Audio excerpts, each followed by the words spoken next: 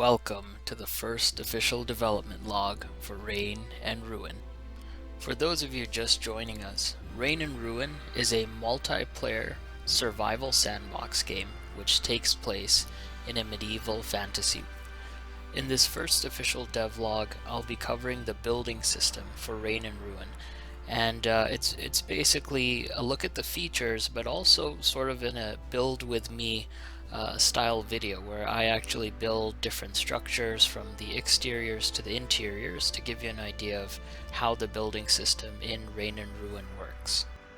And before we go any further, I'd like to take a moment to thank our Patreon patrons, especially the current royalty patrons, Joshua Robinson, JFR, Mr. Chiller 910, as well as our large one-time donors Spencer Elatoris and Damien Krajeveld. Hope I pronounced that right. He's also known as DK. Thank you so much, guys. Your support means everything to the development of this game.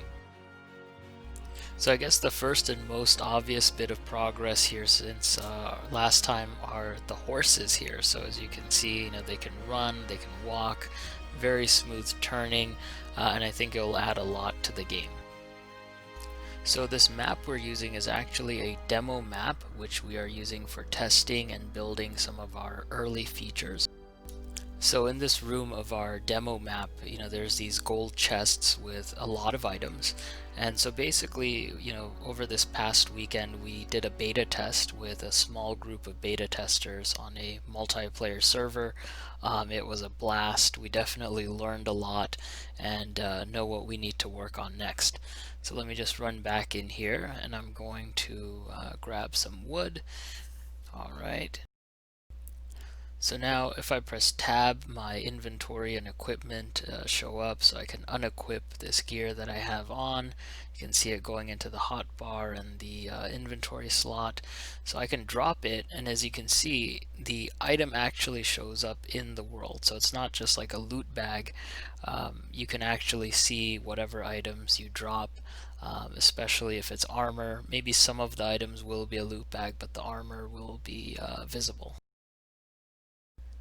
So when you start the game, you're not going to have access to iron, but you're probably going to craft these peasant clothing. So you can see, just click on it, it starts crafting, it goes to the hotbar. You can right click and equip, or you could just click the hotbar buttons and it will equip it. So now I'm fully equipped, I'm a full peasant, and it's time to start building. So I'm going to go back to the crafting menu, press tab, and I'll make a construction script and a building hammer. So they'll automatically go to my hotbar when they're done crafting, and I just press the hotbar number to bring it out. And then all I do is hold F to start building my first peasant home. So here you can see we have foundations. We have a lot of different types: corner foundations, outer foundations. So let's put an outer one, and then let's make a corner foundation here. There we go, and this corner, and this corner, and this corner. So our foundations are now all laid down. Maybe we'll put a ramp here just so we can get up easily. We don't have to jump. There we go. Now we can place down some doors and walls. So let's go to doors, door frame. Now let's do windows next. We'll do the double window, and another one here. Now we'll place down the walls. So we'll do a regular square wall all around. So I aimed for a bit of medieval realism here. A medieval peasant's home was usually made out of dirt, so we have these dirt foundations. Next we're going to take a look at our roofs, which is made out of thatch. Again, very common and realistic for the medieval peasant's home. So here I'm pressing just R to rotate the roofs by 90 degrees. We also have these roof extenders, which allows you to bring your roof out just a little bit more. So, it adds a bit more to the realism. There you go, look at that.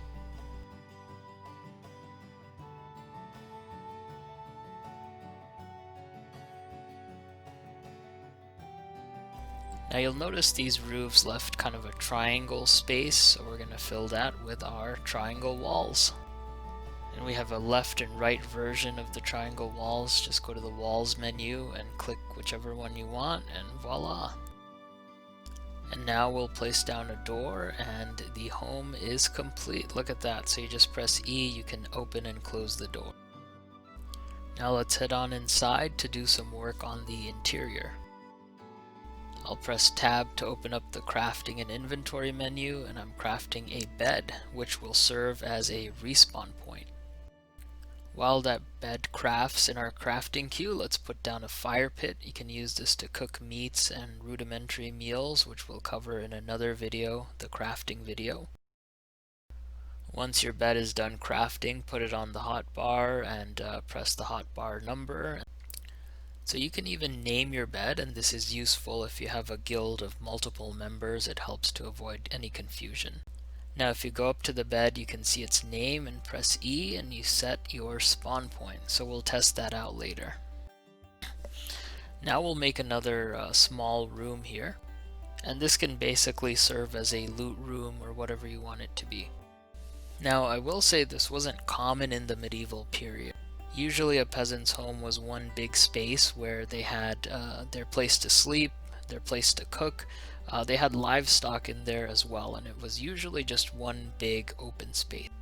But for the sake of gameplay, we're making it here. I'm going to make some wooden chests to store our loot. So we're going to go ahead and place that down and open it with E. You can see it has storage inventory slots. And we're going to place this one down as well. There we go. Now let's secure it with a door. So there we go. If we're getting raided, we have a loot room to sort of fall back on, store our loot in there, and maybe make a peasant's last stand. So now we're welcoming our newest roommate. His name is Shadow Frax, and we're bringing him into the house right now. And there he is. We can set up a small partition by going to the walls menu of our construction script and doing a half wall. So that completes our peasant home. Now we're going to test out the respawn system, see if we respawn in our bed. There's our house, and we jump off. So you get this "Thou hast died" message. You can click respawn, and here we are back on our thatch bed in our house. There's Shadow Frax. Now let's get some tools from our loot room and get to farming. So we did a lot of farming, became wealthy, and now we're a manor lord. It's time to upgrade some of our structure. So as you can see, I'm using the building hammer we made earlier, and I just look at structures, hold Q, and upgrade them. You can see our dirt and our wooden walls turning into nice wood and plaster. We're going to make a staircase and start building a second floor.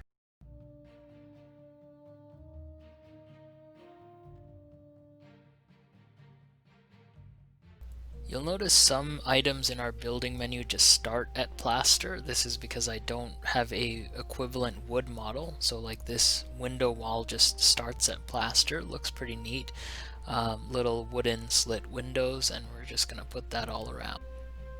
Actually here we'll put some wood walls and we can upgrade them to plaster. So I'm just going to pull out my building hammer, hold Q, and upgrade. So yeah, it's really as easy as that. Now we want to put some roofs down. Here we have a skylight roof, which has a little opening there, as you can see. And then we can do our regular slope roofs for the other spaces. And again, I'm going to use the build hammer, upgrade these from thatch to wooden shingle roofs. So now let's head outside and see how it looks. Wow, look at that, a manor house. And this is fairly accurate of the medieval period, especially with the roofs being upgraded from thatch to wood shingle to prevent things like fire from spreading. You can upgrade the doors as well, so let's upgrade.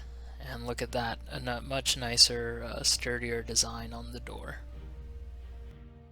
So stone was fairly expensive in the medieval period, building houses with stone. So once you have some more resources and wealth, you could upgrade your manor house to stone to save money. Sometimes they just had the first floor made out of stone. As you and your guild get wealthier, you might make additional houses and you might even make a village. So here we have two houses and we want to connect them with a walkway. So I'll place a floor down here, and you can see I can't place one here. This is because of structural stability. But if I place one here, now I can place one here because it will balance the structure and give it stability. Up on the walkway we can start building some walls or windows. So you can see that the windows here, you can see through them, but the glass isn't very clear. And this was common in the medieval times when they were just getting used to making glass as a decorative item. Now we're going to our peak roofs menu, which is basically roofs for one square space. And here we have our folded roof. You'll notice the folded roof doesn't quite connect with the slope roof, so I'm just going to bust down this slope roof and put in a skylight roof. So let's take a look, and boom, there we go. Let's see how it looks from the outside. There's the manor house we built earlier, and very nice. Okay. So to add some more realism, I added decorative pieces. There's a few in the game right now, but there's a lot more being added. These are some street lamps. Let's head inside. We can maybe make this into like some sort of inn. So we'll place some beds down here. And again, you can set names for the bed. So if you have large guilds, everyone knows, okay, well, this is my bed. I'll respawn here. So the time has come for us to build our first castle, and we have a lot of castle building pieces. You can see arrow slit walls, round walls, different doorways, arches, spiral staircases, battlements, machiculations, Shadiversity fans, and wooden hoardings as well. So just like our peasant house, we started with the foundation, and here we'll start with the foundations. Put some ramps down. What's different here though is, look at this. Bam! A giant gateway for your castle. And it opens and closes. It's a double doorway system. In this video we're going to make 3 different castle styles. One from the early Middle Ages, one from the mid-Middle Ages, and one in the late Middle Ages. So this castle we're making here is basically from the early Middle Ages. This is a early Middle Age stone castle. I might do a wooden Motte and Bailey castle in a future video when I have palisade models and wood tower models, things like that. So those are still in development. So as you can see, this castle is fairly boxy in its structure, and that was common in the early Middle Age castles. Those walls I placed down were arrow slit walls, and I'm gonna show you in a second why we have those walls there. And on the sides here we're putting 2 towers. Now we're going to place down another gate. And in the Middle Ages, these gates, basically if attackers broke down the first gate, they would have to go through the second one. And as they were going through the second one, as a defender you can shoot through these arrow slits on either side, and in a second I'll show you what you can also do from above. So now here I am as a defender for this castle. Maybe the invaders are trying to break down the second gate with a battering ram, so I could just shoot through these arrow slits as they're trying to break down that second gate. Now as we go up here, I'll show you another structure in the Middle Age castle. It's called murder holes, and they're usually put in between the first and second gate. You can use them to basically rain down arrows as people are trying to break down that second gate. Defenders also sometimes hurled heavy rocks or boiling oil to deter the attackers.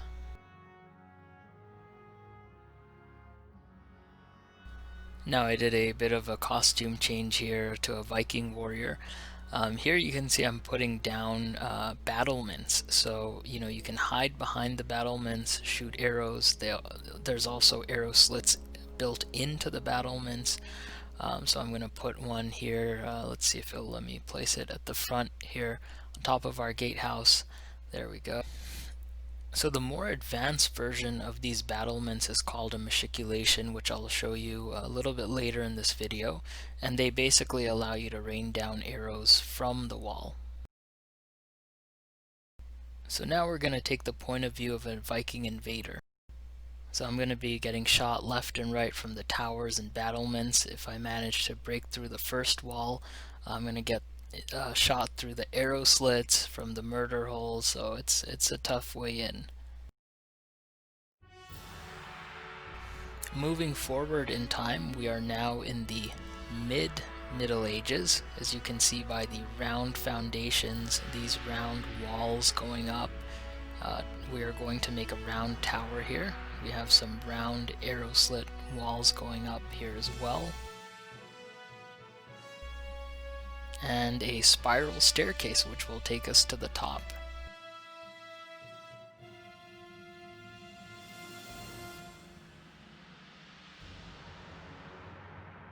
So here's how it looks from the front without any of the battlements or wooden hoardings placed down.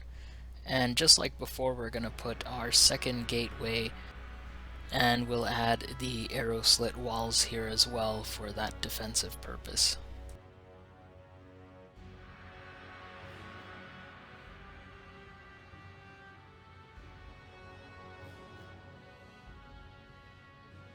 So let's head up this beautiful spiral staircase we just built. So in between those castle gates we have to put our murder holes, so let's get those down. And in the Middle Ages we also had these wooden hoardings, and they were used to aim down on attackers who were trying to break down through the first gate.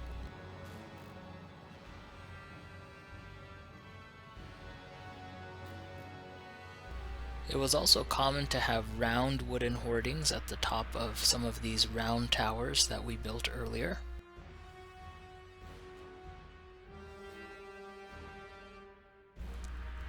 They also had these nice cone roofs that are so commonly seen in like your typical castle from the Middle Ages.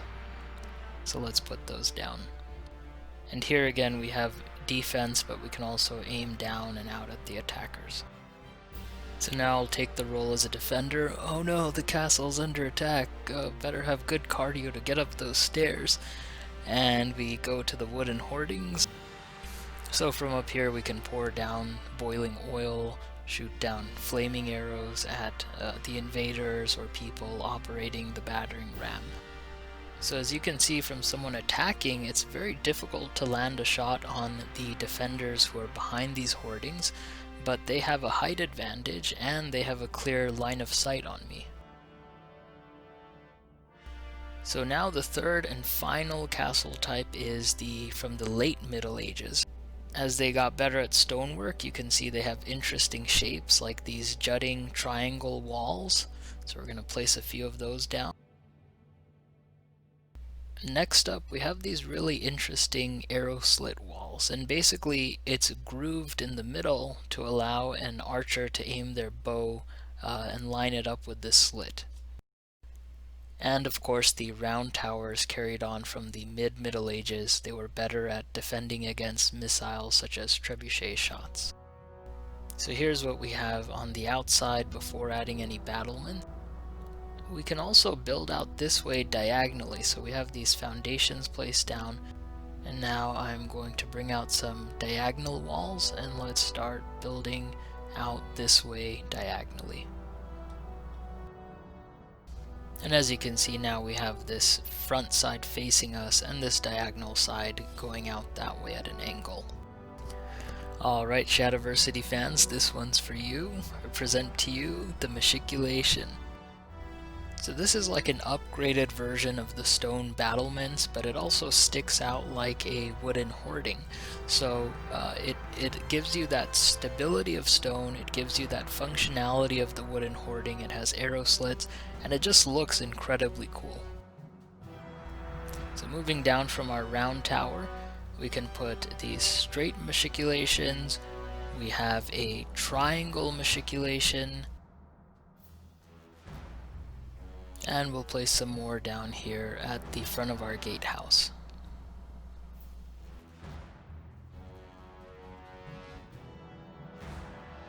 So here's how it looks from the point of view of an attacker. So now even if I'm up against the wall, they can still get me through the machiculations. And coming up here, again we have the arrow slits now in front of the first gate, so if I'm trying to break through the first gate I have to go through that. Here we have not just a murder hole but a whole murder pit. You can see how large it is, lots of space to get arrows rained down from all angles. For a future update, I'm working on a rising and falling portcullis gate. It is pretty slow compared to a regular gate, but provides a much higher defensive bonus. The other update in the works is a drawbridge. I will have both long and short drawbridges for the external and internal parts of the castle. For the remainder of this video, we're going to be taking a look at the internal features of our building system. Before we do, I did want to once again thank all of our Patreon patrons. As a solo developer, your contributions really help bring this project to life, so thank you so much.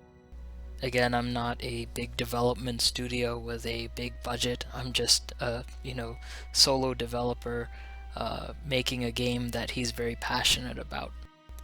If you're watching this video and you would like to help bring this project to life, please consider donating on our Patreon.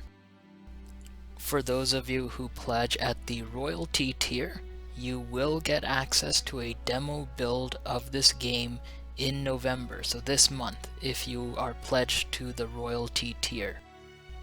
So please consider pledging if you haven't already done so, and enjoy the rest of this video.